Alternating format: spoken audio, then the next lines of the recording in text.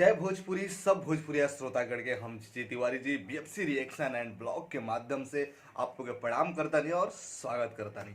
आशा करता नहीं कि आप लोग बहुत बढ़िया हो। हम जात एक बार फिर से लेके हाजिर बानी एगो बवाल रिएक्शन। आप सबके पता बा कल अचानक हमनी के पता चल रहा बा कि पवन सिंह के एगो नाम गाना आ रहा बा, जो गाना के नाम बाटे जिससे फंसेगी उसी को डसेगी। ई नाम तो बहुत पहले हमनी के जाने के मिला रहे, लेकिन ई जौन के कल ऐसी फिल्म से एगो थोड़ा सा टीजर कहल जाओ, प्रोमो कहल जाओ, डालल गई रहे कुछ सेकेंड के और बतावल गई रहे कि आज 19 तारीख के 6:30 बजे गाना आवे वाला बाटे। तो ऐसी फिल्म पे रिलीज हुई बा गाना और वीडियो फुल ऑडियो नहीं है, वीडियो और ऑडियो दोनों मिला के ही रिलीज हुई बा।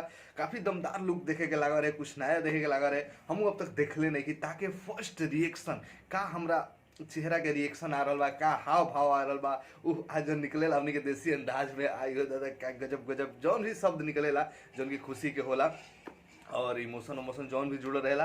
तो देखल जाओ रिएक्शन। ओकरा पहले आप लोग बता दी कि गाना के लिरिक्स बटे आशुतोष तिवारी जी दिले बाड़े, म्यूजिक साजन मिश्रा जी और डिजिटल ही लिखल बा, डायरेक्टर के नाम लिखल बा ना, विदेशी हीरोइन बा लोग, विदेशी वाला लोग। ऐसी फिल्म पे ये गाना पूरा रिलीज हो गई बाटे।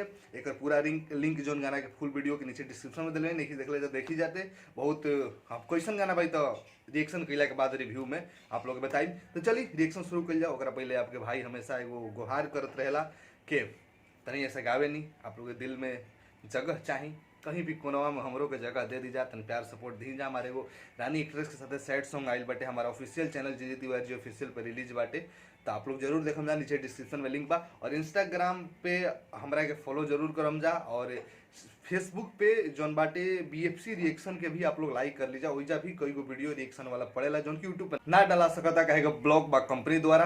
तो चलिए रिएक्शन शुरू कर जाओ, देखल जाओ question power star Pawan Singh के नया धमाका बाटे।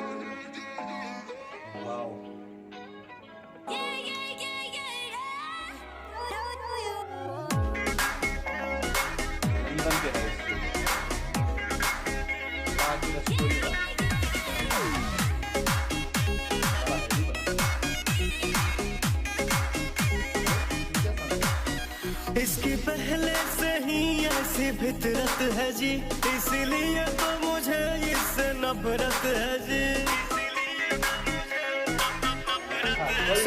इसकी पहले से ही ऐसी फितरत है जी, इसलिए तो मुझे इससे नफरत है जी। पहले तो धीरे धीरे दिल में बसेगी, जिससे फंसेगी उसी को डसेगी, जिससे फंसेगी उसी को डसेगी।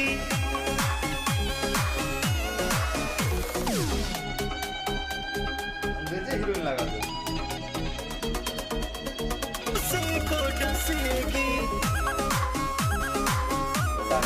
लंदन दुबई में अपनी गाना शूटिंग चलाया। मेरी न मानो तो पढ़ लो इतिहास में, बदनाम की गई जिसके भी पास में। मेरी न मानो तो पढ़ लो इतिहास में, बदनाम की गई जिसके भी पास में। बाहर से रोएगी भीतर से हंसेगी, जिससे फंसेगी उसी को डसेगी, जिससे फंसेगी उसी को डसेगी।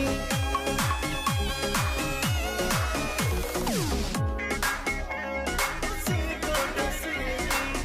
अरे मेरे जो लड़की लोग हैं तो उनसे कम बात है।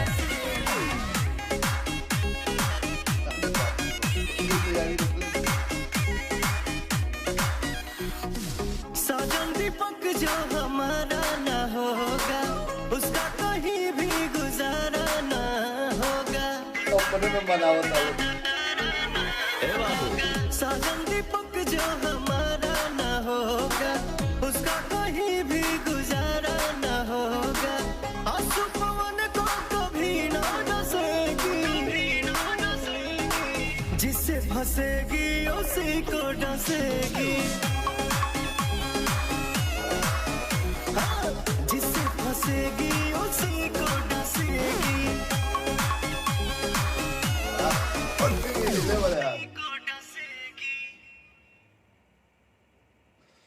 वाह। जौन पवन सिंह के शुरुआत में एंट्री हो रहल बा, कल हमनी के जौन देखे के मिल रहे, लाजवाब रहे एंट्री पवन सिंह के, और कमाल के लागत इनका ड्रेसिंग भी। और एक और बात जरूर कहम कि ड्रेस भी आपको हमेशा हर वीडियो में हम जौन भी होला हम कहे नहीं कि ड्रेस व्रेस दो चार गो चेंज होके तो और वीडियो जौन बा आज मजा आ जाला, भरल लागेला, ताकि उमें कुछ दिखावे के कईल कोशिश जाला। लेकिन आप जाना तनी भैया है कि लंदन में शूटिंग भइल, सबसे बड़ी बात बा लोकेशन पे। जितना आप इंडिया में कहीं भी कईयो को ड्रेस चेंज करा सकत नहीं, ओकरा तबहू उतना खर्चा ना आई जितना लंदन में शूटिंग करे के वीडियोवा के खर्चा आई हुई। लोकेशन मायने रखता।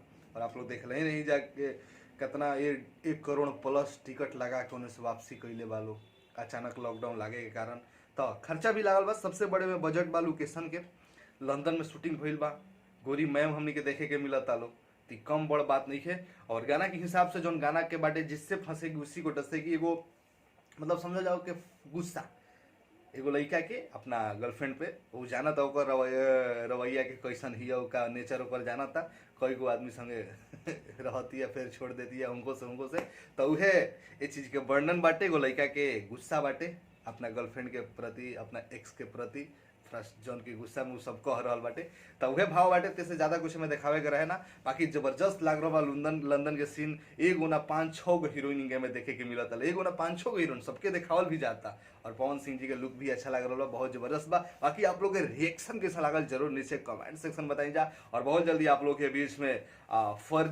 फर्ज के रिएक्शन करे जा रहा है रितेश पांडे के।